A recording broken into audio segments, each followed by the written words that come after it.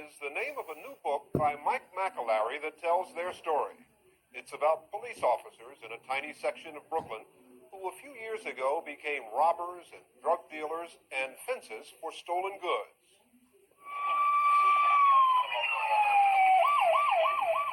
Officer Henry Winter, one of the Buddy Boys, told us how they'd set up their illegal activities over the police radio. What we would say is Buddy Boy, Buddy B, meter 234. I mean, you couldn't put over the radio that, hey, Billy, this is Henry. Go check out 261 Buffalo Avenue and see how busy it is. Maybe we'll hit it tonight. Winter would use his code name, Buddy Boy, to ask the rest of his friends on the midnight shift to meet him and his partner, Tony Magno, at this playground behind the 234 firehouse. Here, they would compare notes and make the night's plans. The drug dealer with the most business that night would have the most money, so he'd become their target. But they weren't deciding which drug dealer to arrest. They were deciding which one to rob. Cars would go out and check the precinct and check all the drug locations and see if you had 6 people online over here and you had 12 people online over here. So the 12 people is going to be more productive tonight. They're going to have more money. So you were looking to hit the place, not to arrest the most people, but to make the most money. To make the most money. Winter and Magno wanted the drug dealer to think he was being arrested, but they made it easy for him to escape. We would leave the door open. If we caught a drug dealer in a location, you give him a chance to walk out. You give him a chance to leave. You just don't want to come in and say, hey, surprise, we're going to rip you off of all your money. We had, you make believe he's going to go to jail. One day, Winter, Magno, and some of the other Buddy Boys came to this building and crashed through a window. Inside, they arrested a drug dealer who thought that the next stop for him would be jail. Actually, all the Buddy Boys really wanted was for him to leave. We were in there a good 20 minutes, and he wouldn't leave. He stayed to the whole He stayed there. We're closing the door, and I'm opening the door. I'm looking through the peephole, and he's still there. Finally, it's here we are, cops in uniform. We got guns, we got badges. We want this guy to run away. We sneak out the back window. We go down the fire escape, go in the street, we jump in the car, we roll the car down the block so we don't hear us going, and then we start the car and take off. And he's still standing there. He's still in there. He's probably still Maybe there he's still now. there now. I don't know. When the Buddy Boys were driving squad cars out of this lot here in the 7-7 looking for active crack dens full of cash, they had what they thought was a great idea. The rundown apartments where drugs are sold through slots in a door were the perfect setup. If they didn't find enough cash, they'd just close the door and sell whatever drugs the dealer left behind. They didn't even have to take off their uniforms because all the customer could see through the slot was a hand with the drugs. These cops had convinced themselves that what they were doing was right. It was maybe a means of getting back. At the drug dealers, there was times I burnt people's money. There was times I flushed the drugs. That was more of a kick in the pants than locking them up. Just locking them up, they paid a $50 fine. They were out the same day, that night, still in business. By harassing them, by taking their money, by taking their drugs, I think our sector cleaned up. That's just nonsense. In May of 1986, Joe Hines was the state special prosecutor. They were an army of occupation, the 7-7 precinct. That's what they were. And they were taking everything that wasn't nailed down. They were making profit from the sale of drugs, the sale of guns. Now, they weren't doing anyone a favor, and they were disgracing the men and women in the police department doing an honest job. Hines' office and the police department's internal affairs division had heard many complaints that there were corrupt cops in the 77. Buddy Boy Henry Winter was the first to be caught. When he said to you, "You're under arrest," what went through your mind?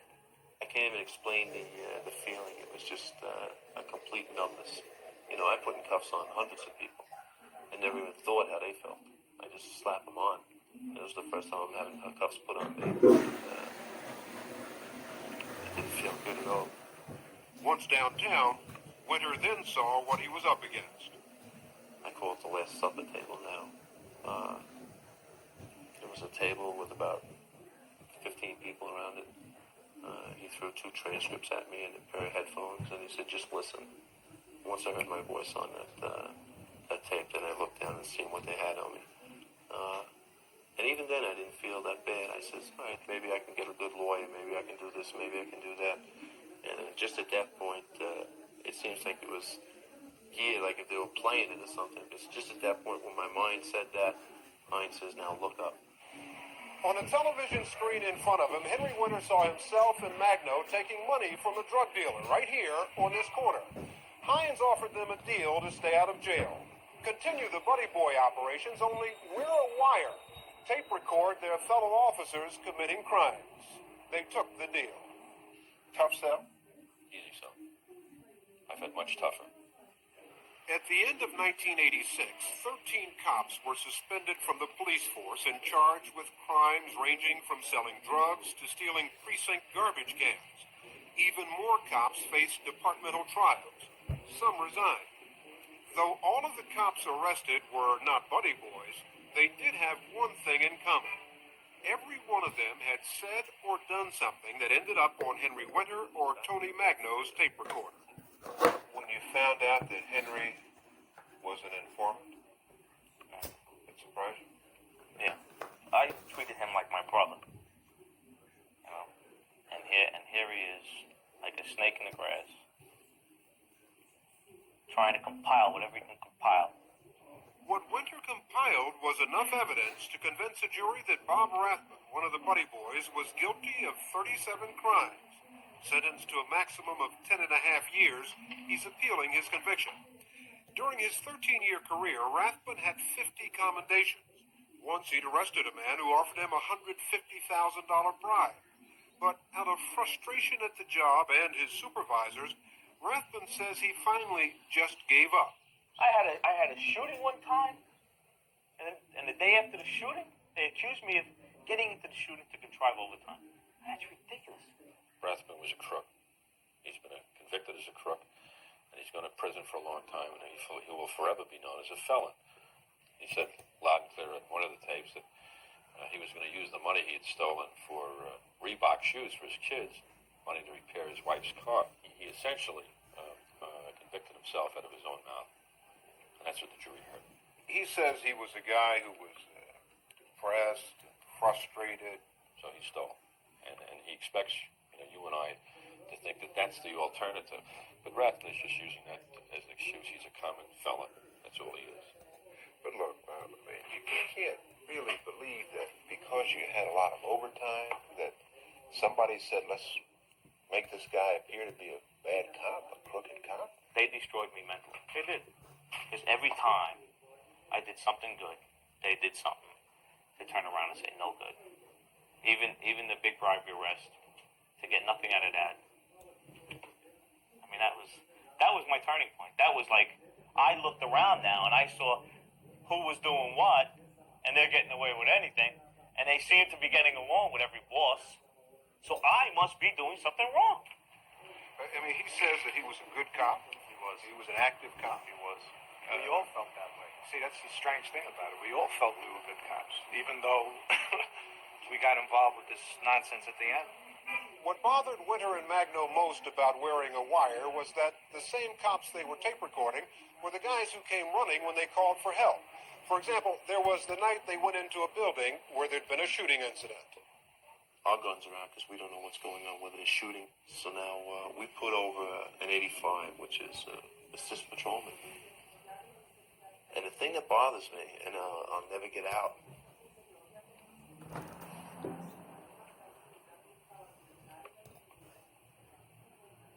the same guys. Just stop for a minute.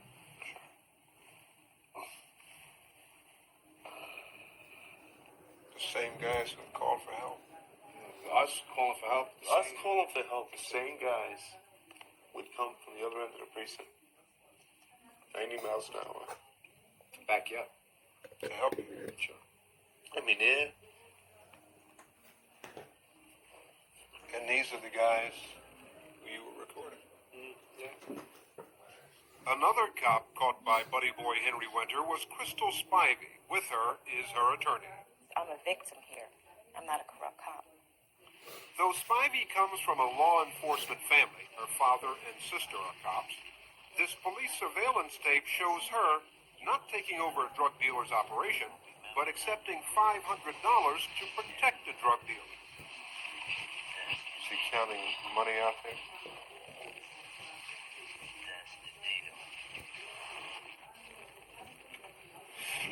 When this situation was presented to you, what did you think it was? The only knowledge I had about that situation was that I was supposedly protecting a drug run. This is the situation that I found myself in because of Henry Winter coercing me over several months to get involved in some kind of dirty deal. There was no need to entrap anybody in that precinct. It was running amok. Spivey says her problem was that she was afraid of Henry Winter. He is head honcho involved in corrupt cops and had the dealers in his pockets, and I have to work out there every single day. I began to feel afraid that being on his bad side would put me in a very life-threatening situation. Let me ask you a dumb question. Why didn't you turn him in? Well, another fact that we were all aware of in the precinct was that there were pretty big connections with that guys had in the precinct who were corrupt with the Internal Affairs Division. And if you made a complaint against them, they would know about it. Spivey was convicted on 2 counts, but acquitted of cocaine possession, the most serious charge against her. She'll be sentenced later this month. Brian O'Regan was another buddy boy and a good friend of Henry Winter. One night, while they were in uniform selling drugs, Brian O'Regan saw something through the slot that, at that moment, he wanted more than anything else in the world. The guy from the community comes up and he had a brand new sweater. The guy wanted to deal the sweater for the coke. And Brian's sitting there, and I'm talking to Brian, and Billy's there, and Brian wants the sweater. It was a nice maroon sweater, but the slot's only this big. You can't get the sweater through the slot. And Brian wants that sweater. He wants to open the door, and we're holding him back. Brian, you can't open the door. I want the sweater. Brian, you can't open the door. We're in here selling this shit. You know, but he wanted that sweater, and we had to talk Brian out of it. Then we got the hell out of there quick. O'Regan was eventually suspended and indicted based on what his friend Winter had tape recorded. But when the other cops had to turn themselves into Internal Affairs, Brian O'Regan never showed up. The night before, in a motel room, he committed suicide. Is there a lesson in this? Yeah, for me, bet your life. Never to become a cop. Not in the city of New York. No. No. Never get involved. Never. Don't get involved. That's the lesson. If you could erase all of that time that you spent wearing a wire and go back to it, Would I do it again? would you do it again or would you go to jail? I think I'd go to jail. Henry? I wouldn't go to jail.